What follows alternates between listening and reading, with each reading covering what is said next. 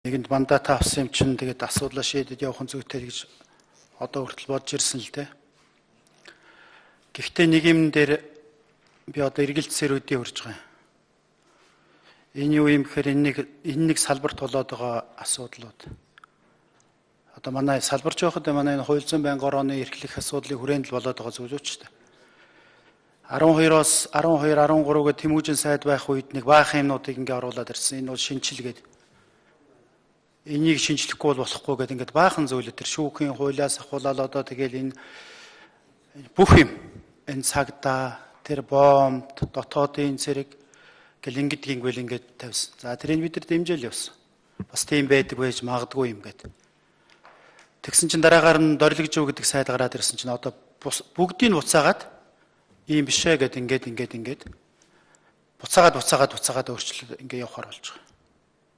Тэгээ энэ салбар дээр чинь ингээд нэг ингэж нэг тавиад л ингэж нэг тавиал ингэсээр хэлгээл 4 жил одоо өнгөрч байгаа юм л. Нэг хэсэг шороог бол тэнд даваач нэг овоолж тавьснаа буцаагаад энэ давчирч нэг тавиал энд овоолсноо тэнд даваач тавиал ингээл. Тэгээ энийг бол би өөр нь гайхаад байгаа юм байна. Энэ одоо аль нь зөв юм яваад байгаа юм бэ?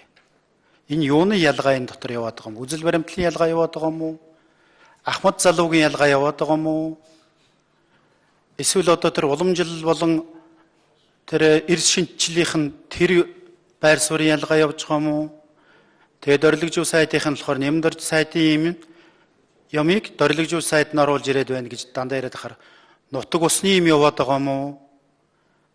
Энд ерөөсө бүр ингээд нэг гайхаад би бол уучраа олохоо очиж байгаа. Одоо ялийн зөв гэж би одоо үзэхээ бас мэдхээ очиж байгаа.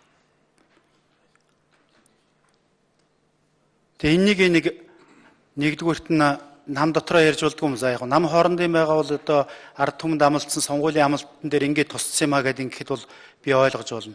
Нэг. Хоёрдугаарт нь засгийн газар гэж нэг сонин газар байгаа юм аа.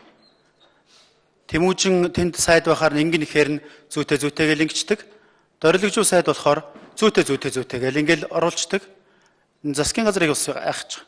Бас их хурлаа гайхаж байгаа. Их хурл энэ зүйтэй юм гэл ингэж гол одоо батлаад өгсөн. Тэгсэн чинь үгүй юм байна гэхээр одоо их хурл ахаал хэлцээд эхэлж байгаа. Тэгээ одоо би их хурлын дарагчийн сууж энд ер нь одоо нэг байр суурь гэж ер нь юм байна уу байхгүй юу? Эсвэл ингэсээр гадал одоо тэгээд ингээл яваад ах юм уу? Энийн хамгийн их гол хохирол бол тэр нэг цаана ажиллаж байгаа бидэнд ч бол яах вэ? Ингэж маргаад л ингээл бие бинийгээ шүүмжлэл ингээл сууж л бид нар нэг хайхтар энийг хэцүүг нь мэдрээд байгаа юм алга. Хамгийн гол нь тэр цаана ажиллаж байгаа улсуудын хувьд хэцүү байх шиг байх юм. Ингээл нэг л одоо ширээ сандлаа зөөсөн улсууд л эсвэл тэгээд нэг тийм тогтургүй ерөөс. Өнөөдөр байж магадгүй байхгүй ч гэж магадгүй. Маргааш тийшээ ч очиж магадгүй гэсэн. Ямар ч тогтургүй итгэл үнэмшилгүй ажил дээр. Ийм цагдаагийн байгууллага дээр ч юм л байлаа. Тэр бомбтын дээр ч юм байна. Тэр бомб дээр нэг 500 хүний асуудал байгаа.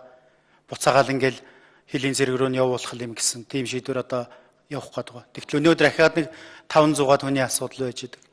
Сонгуульд өгсөн байдаг. Улсын хурлын чуулганы хаврын чуулган хаагдах гээд байдаг. Тэгээ энэ дээр одоо бид нар яг өнөөдөр зүйтэй гэдээ ингэхэд бол итгэл үнэмшил байхгүй л байна л да. Дорлогжууны илүү ярьдаг гэж мэддэг гэж би одоо тэхүү Тэмүүжин шинжлэгч юм гэж бодож одоо ингэхүү. Энэ дээрээ бол хамгийн гол зүйл энэ засгийн газар их хурал дээр энэ намын удирдлага нь энэ том асуудал учраас энэ дээрээ нэг бүр нэг байр суурь